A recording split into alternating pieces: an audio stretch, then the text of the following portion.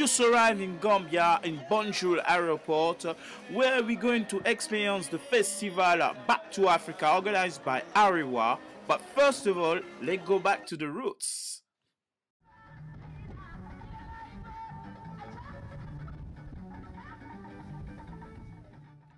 The journey back to the road starts by a cruise, a 1 hour cruise, to go to Albreda, Joffre Island, where we're going to meet the ancestor of Kunta Kinte, who will explain to us about his village and the history of the slave trade. Ladies and gentlemen, yes, welcome to Albreda, Joffre Island. In the village of Albreda and Joffre, and of course also a member of the Kinte's family, which is the family of Kunta Kinte.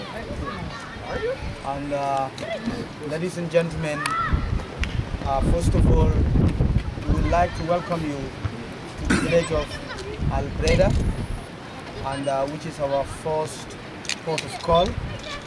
And from Albreda here, we'll have about 5 minutes walk to the museum, and the museum is in Joffre. So the museum, we're going to learn a lot pertaining to the triangular and the Atlantic slave trade. So from the museum, we'll go inside Joffre, and there we'll make a courtesy call to the village chief's compound, which is a custom and tradition in the Gambia. And that will be for the first time.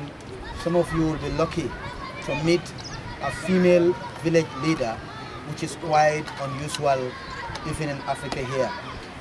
So from the village chief's compound, we'll proceed to meet the descendants of Kunta Kinte, especially the 8th generation great-grandchild of Kunta Kinte. He's been informed to wait for you people so that he can receive you. And from Kunta Kinte's family, it's also a tradition that when visitors come here, they will have a visit in the village craft market, where you can see some local stuffs on sale.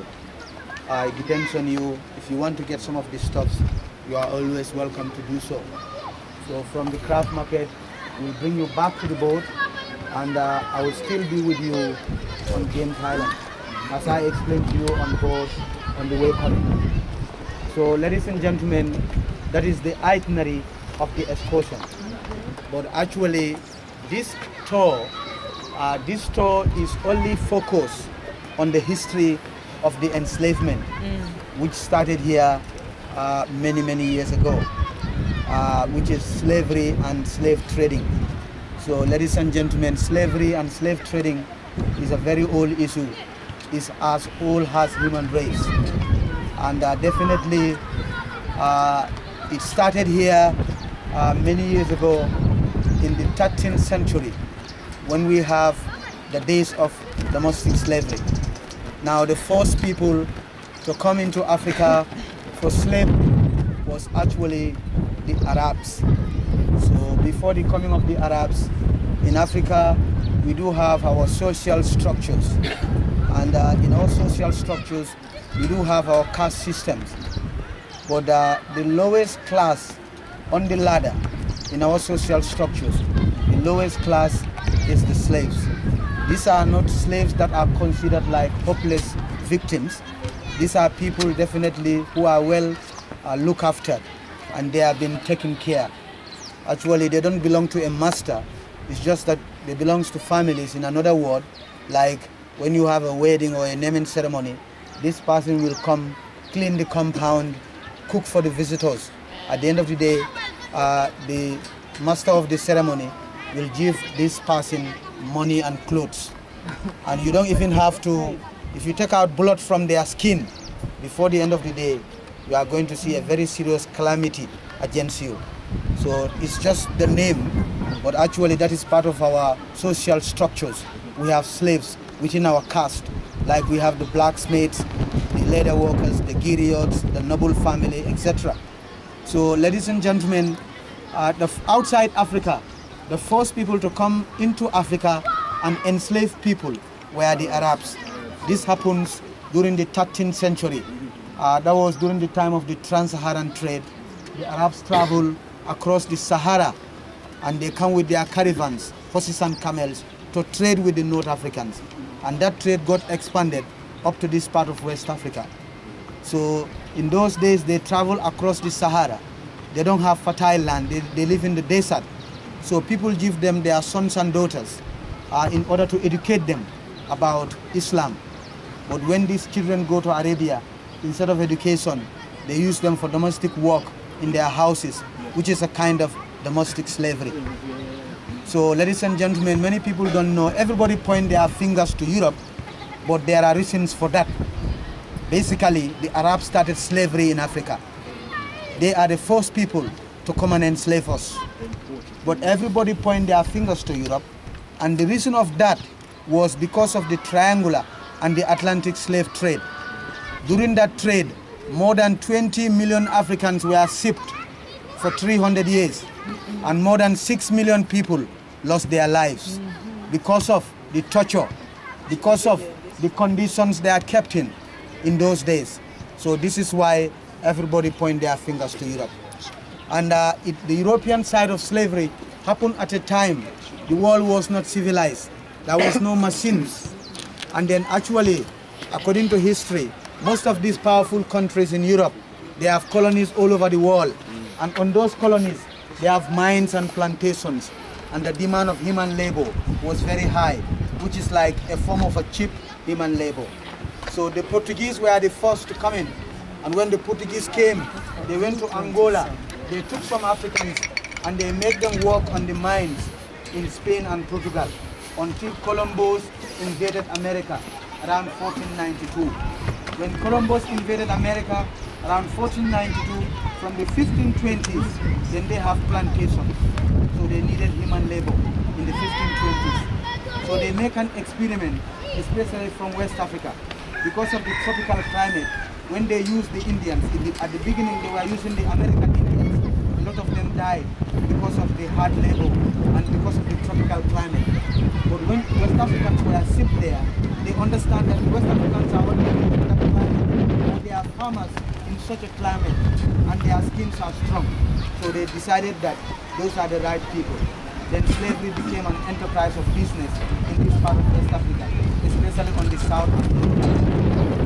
Ladies and gentlemen, this started in the 15th century, and it was going until the mid-19th century.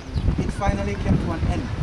So most people will tell you that they abolished it, but we, even in Africa here, we understand that the most important reason of the abolition of slavery was because of the Industrial Revolution.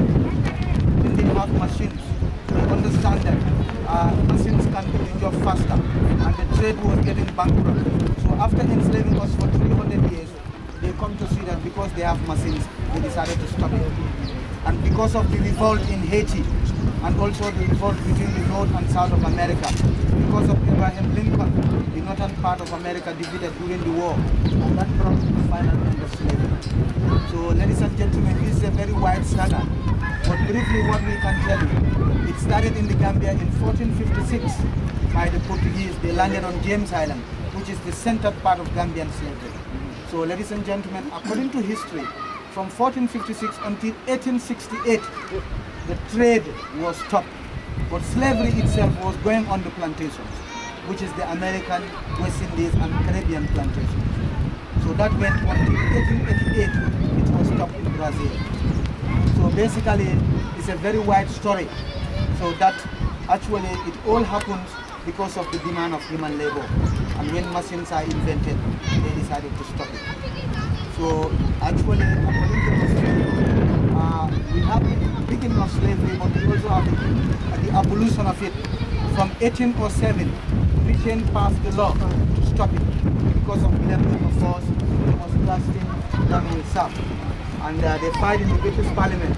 When the law was passed in 1807, around 1810, the British Navy brought this cannon here. The cannon was made in Scotland, but it was brought here by the British Navy just to stop illegal slave trafficking. It's a 24-pounder cannon. It has never been fired. I think it was just here for formality. So ladies and gentlemen, that was the old British cannon to stop illegal slave traffickers.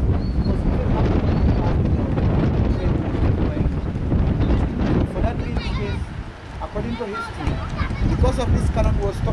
illegal slave traffickers.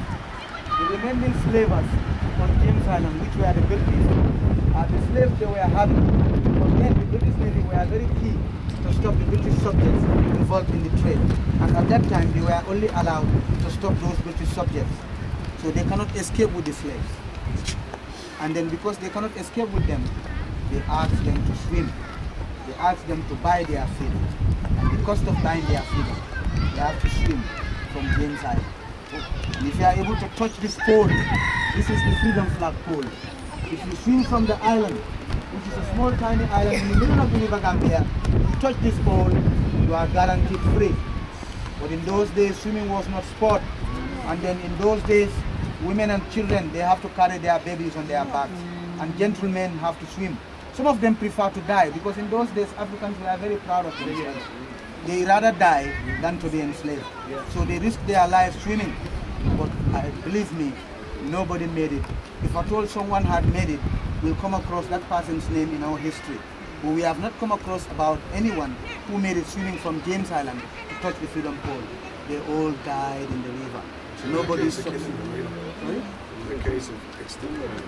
Yeah, that was just to get rid of them. They died because of sharks and crocodiles in those days. And they died because they can't swim. They don't know how to swim. So from there, that's why we have the freedom flag pole.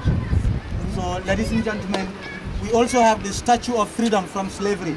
Every 2 years we celebrate the Roots Festival.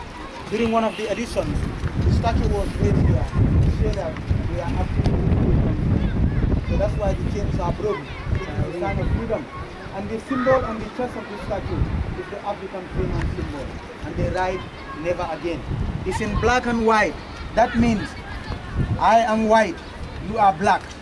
The color is not important, but the blood is the same. That's why it's in black and white. Like Martin Luther King says, actually, we have a dream that one day, actually, we'll all be equal to the affairs of our states and you will not be judged by your color. And I think today, that dream has come true. When we have, yes, we can. Yes, we can. That is because of Barack Obama. And ladies and gentlemen, definitely you can feel like home, but we definitely feel that still slavery is abolished except the system of mental slavery, which is actually dragging us back. And nowadays we have history and history. History are people who will tell you facts about here and they have never been. But history is the fact that you can learn from here.